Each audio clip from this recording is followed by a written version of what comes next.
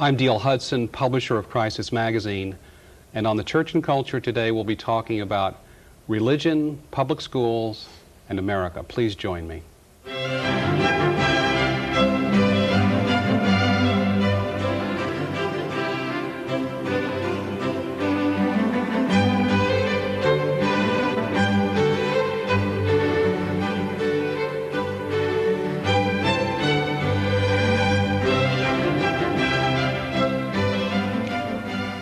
My guest today has a very interesting story to tell about the history of public schools in America, a story you probably don't know.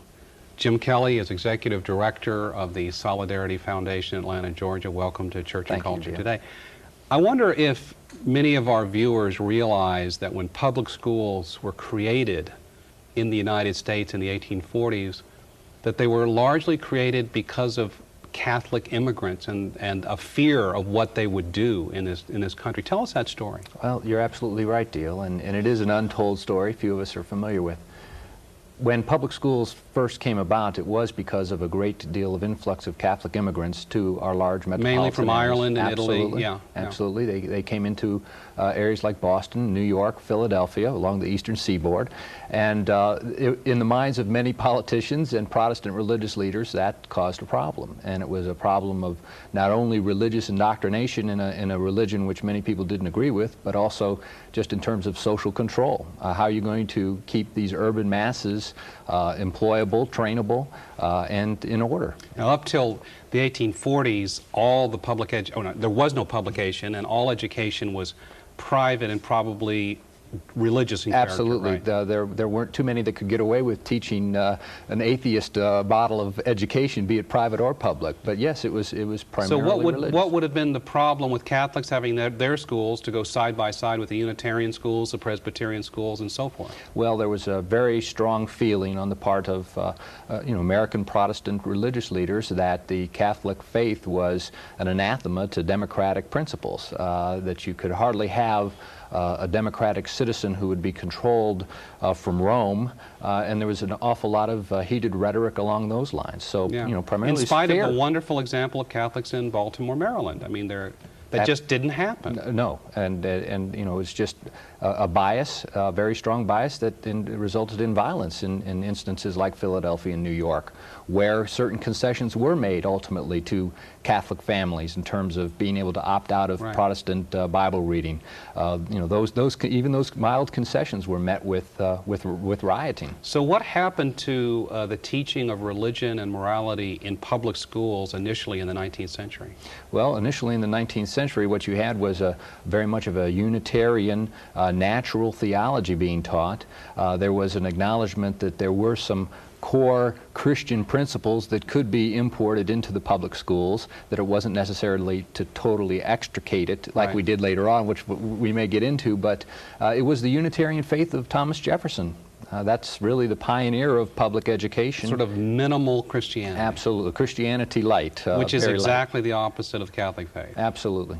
It's on the other side of the scale. Well, that's correct, and it was also on the bordering on the far side of the scale vis-a-vis traditional Protestant Christianity, and there were some Protestants that had problems with Horace Mann's vision of a Unitarian faith within the public schools. So for over 100 years, then, we had public schools with this Christianity light, as you put it, side by side with parochial schools and other Protestant private schools. That's correct. But the parochial schools flourished. Oh, absolutely. The Catholic Church realized that they weren't going to get many more concessions along the lines of being able to share the public tax dollars when it comes to the education of children, and so they buckled down and started their parochial school system, and in many ways it was, and still remains to this day, the model of education delivery, because they dealt with also not only the intellectual but the moral side of things. Now, the history, though, of the Protestant school is not as good. I know the Protestant school seems to be private school for children seems to have come back in the last 20 or 30 years. Well, it has, and I think the turning event was in 1963 when the U.S. Supreme Court, justifiably so, said our government schools should not be in the business of inculcating children in any Christianity whatsoever, and they took out the Bible reading from the government school classroom, and that was sort of the final chapter in that saga. And many Protestants, you know, for the first time realized, hey, we aren't getting it our way anymore, and as a result they started following the Catholic model of building independent Christian schools. Fascinating story. So you're basically, let me encapsulate, because I think it's such a great story. So for a little over 100 years, Protestants got their version of Christianity taught in the public schools, and Catholics did their best to educate their own kids, although a lot of Catholics went to public school. And then suddenly in 1963, the Supreme Court says no. That's correct. So, suddenly, really, it was an evolution, but that was sort of the final nail in the coffin. And since that point in time, you've seen an attempt to maintain some sort of character formation, but it's been in a very relativist model of character education, which for the past 30 years has not yielded the types of results, as we can tell from our culture, that we would like. So we're going to talk about the character education movement in a second. But in the meantime, you have battles over school prayer, battles over 10 Commandments and so forth, or religious groups. You think that's not really the most important issue to be debated? That's correct, Neil. You think it has to do with the character education and movement. What is the nature of education in general? Is education a religious undertaking? Well, in America, it was until the Catholics arrived, and then and it still remains so through this, this Protestant education in the public schools.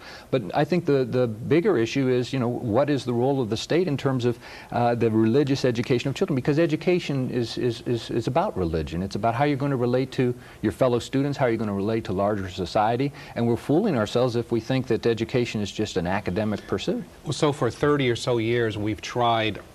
Not we. The nation has tried to create a secular education model. That is correct. And it hasn't worked because of the very nature of education. And because of the nature of the models that they've chosen. I mean, it's a values clarification, moral reasoning type of exercise. It's it's group therapy, more or less. And plus, the breakdown of morality in the nation, a lot of it can be traced back to this.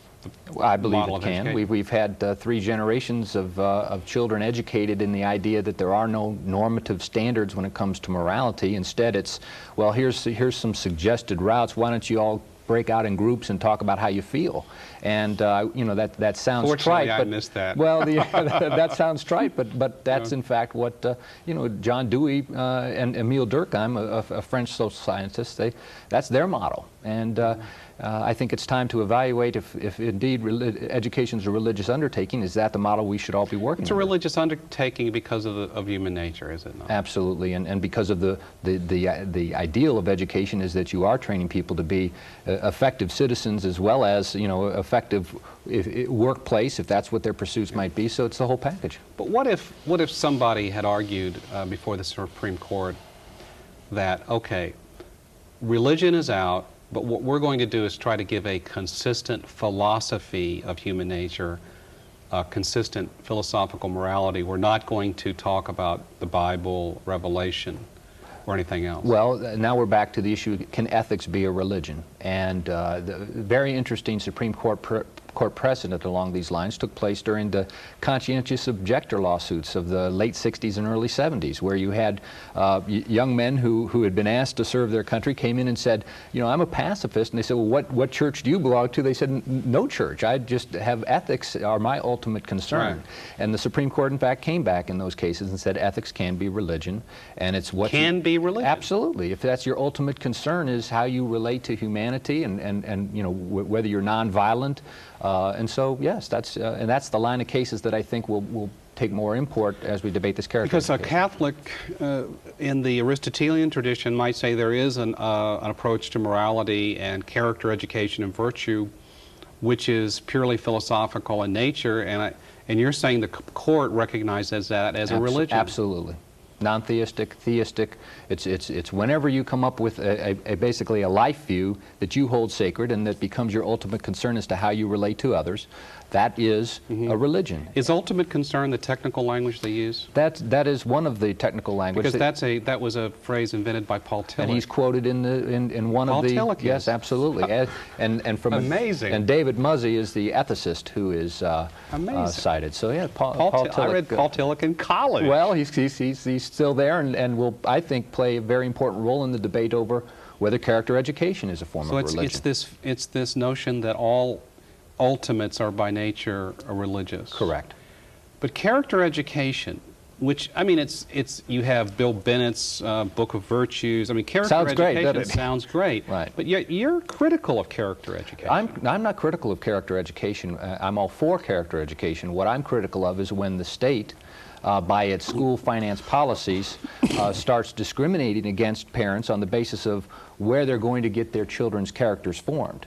And once the state decides that it's going to have the monopoly on character education, that's when you're going to have some problems, in my view, over the whole character education movement. But I'm all for character education. But what about the kind of character education that's being adopted in states around the country? Well, as far as the content goes, I would never want my child's character formed through a public school character education program, because there is no higher absolute that you feel motivated by or look toward in terms of forming your character. And so what happens is you have a very, I think, relativist character education formation where there are no absolutes. And I'm not saying everyone has to have absolutes, but if you choose to have one, you shouldn't be penalized in terms of not having any taxpayer dollars available. Jim Kelly, we want to come back to this. We'll be talking more about character education, our public schools, and our Catholic faith in just a moment.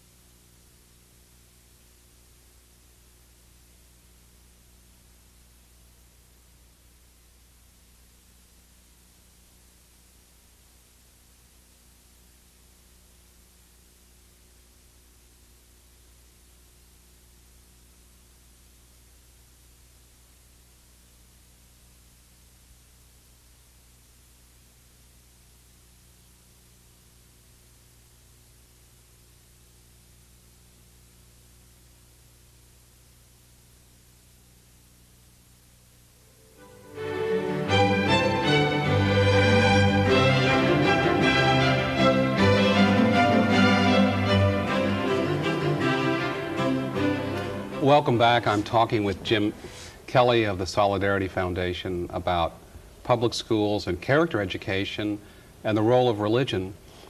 Now, you sent me some interesting documents about the character education programs that were actually being adopted, for example, in the state of Georgia. And I was very surprised to see that they consider these programs religious in nature. Well, I think that the language is very strong in terms of the religious aspect. In Georgia, for instance, they, by state law, it's now mandated. It used to be voluntary, but now it's mandatory, and I think it's a result of their need to quell violence in the schools and that type of thing. And what they've come up with is a list of 20 gospel values, and one of which is respect for Creator. Now, it's a small c, mind you. I thought God wasn't supposed to be well, spoken of in public this is schools. a natural theology God. This is, again, the God of... Can any of these people prove the existence of God? I mean, if you have a natural theology God, well, that God should be proven. Well, it's talked in terms of providence, and they make it very clear in the literature. Do they teach metaphysics along with it? They say it's not a personal God, so they don't allow any personal relationships with God.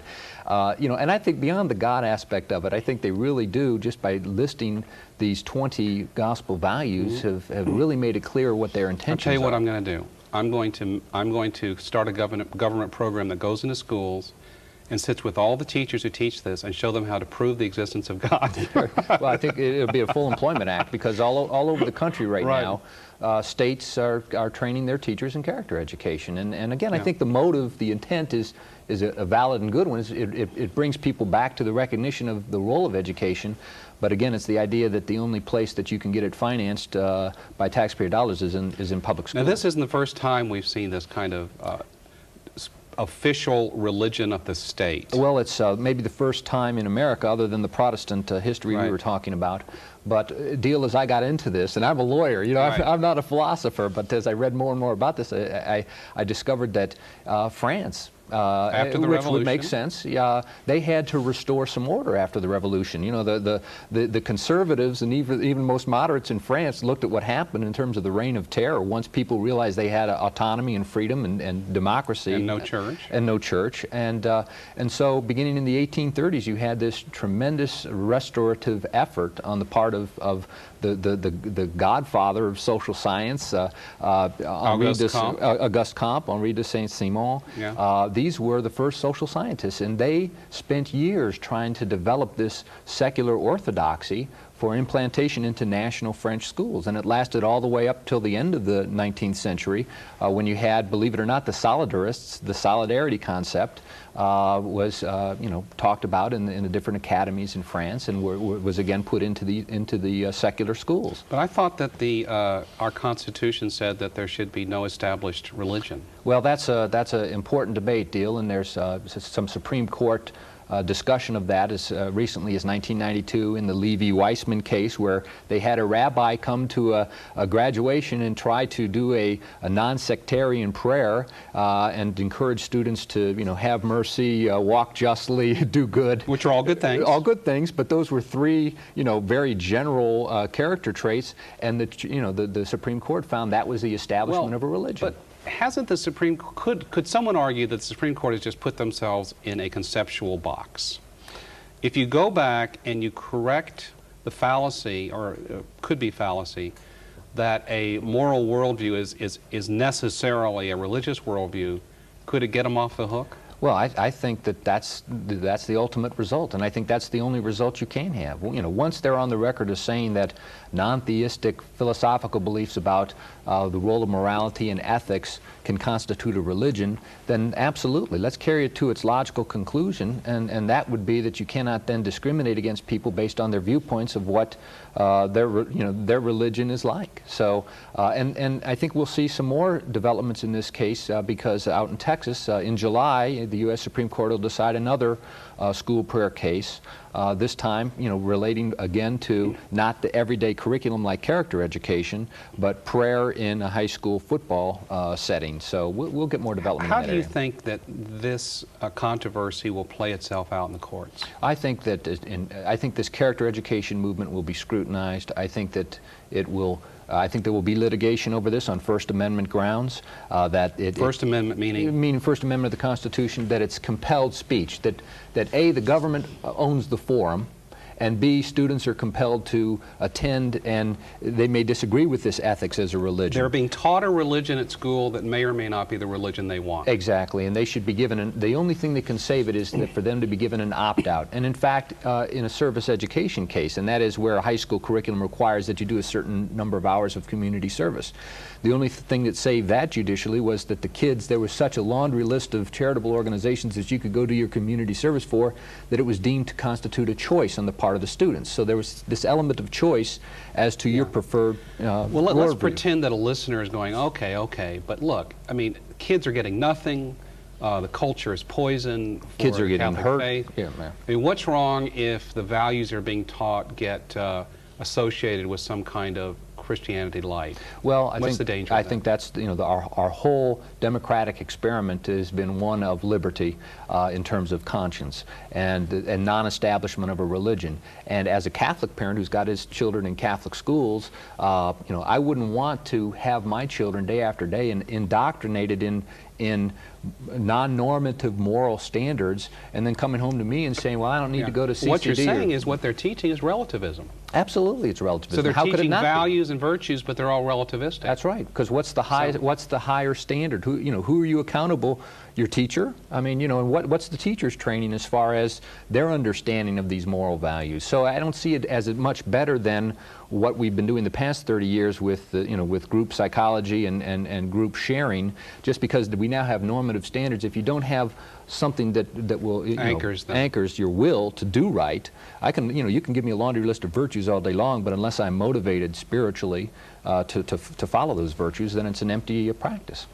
So the very attempt for the public schools to address a secular problem by importing character education, which is called a spiritual solution, is going to ultimately lead to a choice in education. I absolutely believe that. Meaning tax dollars flowing in different ways to the parents. Because it has to be their independent choice that sort of cleanses the state money. Now, there are different ways to do that. What are the options? Well, you can have a tax credit system where people would get a tax credit for whatever tuition payments they may make up to the level of what their state funding. $1,000, $2,000. Or you can have a voucher system, and I think that the concept or philosophy behind a voucher system has been upheld by the U.S. Supreme Court. But vouchers usually only go to people at a certain income level, don't they? Well, no, I think in this case you'd have to have no income cap, because you are talking about freedom of expression, freedom of conscience, but the money does have to go to the parent first, and then because that parent's making independent decisions about going to a private school, religious or non-religious, that keeps it out of an establishment. Will public schools be destroyed by this? I don't think so. I think public schools will be challenged to improve academically and in terms of their delivery, and also maybe the whole issue of what is the role of the public schools. Are they in the moral formation business, and what can you do or not do as a public school will be explored further. They say that tax dollars shouldn't go to schools that aren't open to everyone as a student. What do you think of that argument? Well, I think that freedom of association dictates that other than I don't think schools should discriminate against people on the basis of race, on the basis of their sex. I think that it should be, if there's a certain religious worldview. You mean you're not for all male or all female schools? Well, no, I really think that Catholic schools, any religious school, should be able to maintain its own curriculum standards, its own model. As far as the same sex goes, I think that there's clear evidence that that works, and I think that then that overcomes any objections. If these are all arguments that will play out in the court of law, but I think that if you can show that has a positive effect on kids, then absolutely, I think that should be permitted. But some people say, well, we shouldn't really get into the public financing of religious education, even if it is through private choices, because then the state will want to come in and regulate the religious schools. And I think that we have to have... That's a strong argument. It's a compelling argument. So how is that going to be avoided? Well, I think first of all, we have to be ready to have that battle. I would rather be having that battle and enabling at least families who don't have the means to send their children to a Catholic school. I'd rather be having them receive the dollars and then doing the battle over whether the state gets too much of their tentacles in the Catholic schools. Because we may come to a point where Catholic schools are teaching civil disobedience to students. Well, I mean, if the culture goes so far in the direction of the culture of death, and it starts euthanizing people and so forth. Well, then I think we need schools of civil disobedience if that's the case. I mean, I'd rather have a school of civil disobedience than a school of state conformity. But then you're going to have the irony of public funding for schools that are teaching their students the art of civil disobedience. Well, I think it was Thomas Jefferson who said a little bit of rebellion's good every now and then again. Oh, so. Going back to the Unitarian faith of Thomas Jefferson? Well, no, that was his political belief. Well, do you think that... first of all, I mean, apart from the issue of religion, does character education in schools work at all as it's being done? As it's being done in the public schools, yes. I don't see how it can work as well as a religious faith, in my view, the Catholic faith, the Christian faith. How do you learn? I mean, that was Socrates' great issue. How do you teach virtue? You can't teach virtue. You can teach the precepts of virtue, but you can't get people to act it out. Exactly. And there's not enough time in the day. They're too busy taking SATs. So how does a young man or woman learn virtue? They learn it from their parents. They learn it from their grandparents. And their community that they associate with. So what is character education about? If it's character education is about, I think, in my mind right now, we started with religious education in terms of church religious schools. We went to social science, and now we're at the business community. I think you have a lot of business leaders who are saying, look, just give me a trained workforce. Give me somebody who shows up on time. Shows up on time, that isn't going to harass people, that's not going to cause workplace violence. Let's stop these school shootings. Let's do something. And invariably you'll find in these states that it is a chamber-driven effort or a commerce-driven effort to improve the tone of schools. That's an amazing thing that you just said, that, you know, that what it really comes down to is the needs of commercial industry. Well, that's your next show, Deal, is where we show that you know, that's what education is becoming, is more training for the workplace than training for citizenship. And I've also done a fair amount of research on that, and you know, none of this leaves me thrilled to death, but I think we do have to start asking, you know, do we need to reopen the debate that we've known for some time? What's the role of religion and who should control it? Parents, or should the state and the business community decide how many hotel workers we need this year, and then educate kids accordingly? And Catholic schools are exploding around the country. Catholic schools are exploding, and it's exciting. I live in an area of North Atlanta where we've opened 3 Catholic schools this year, have 2 new Catholic high schools next year.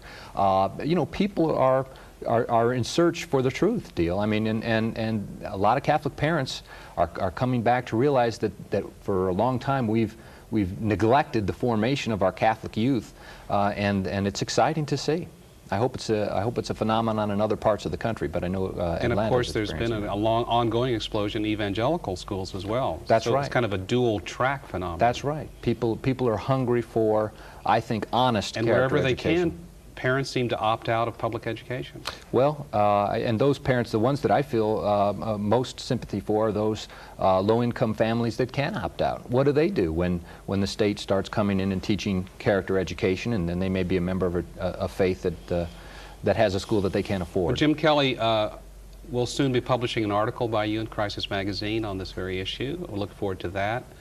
And with your work with the Solidarity Foundation in Atlanta, Georgia, we wish you the best of luck. Fascinating story, one that deserves to be heard by Catholics. That's why we've had you on the show. Thank you. Well, thank you very much. I appreciate it. And for those of you that have been with us for this program, I want to thank you for being in the audience. This is Church and Culture Today. We'll talk to you next time.